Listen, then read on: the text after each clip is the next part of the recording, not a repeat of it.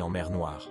Pour les analystes militaires, les images satellites avant et après l'attaque sont cruciales. Elles permettent de confirmer les dégâts, d'identifier le navire touché et de valider les affirmations ukrainiennes. Ces images, souvent rendues publiques, font partie intégrante de la guerre de l'information. Elles apportent la preuve irréfutable du succès de l'opération et contredisent le narratif officiel russe. Cette transparence forcée par la technologie satellitaire moderne est une nouvelle dimension du conflit, où la vérité est plus difficile à dissimuler. Chaque camp utilise ces preuves visuelles pour renforcer son propre récit et affaiblir celui de l'ennemi. L'impact géopolitique d'une telle frappe est considérable. Premièrement, elle renforce la position de l'Ukraine dans les négociations et sur la scène internationale. Elle prouve que, malgré les difficultés, sa capacité de riposte est intacte et même de plus en plus sophistiquée.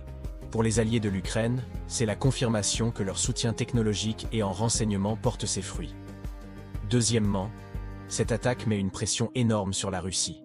Elle expose les failles de son armée et pourrait la forcer à revoir sa stratégie navale, peut-être en retirant ses navires les plus précieux des zones à risque, ce qui limiterait sa capacité d'action.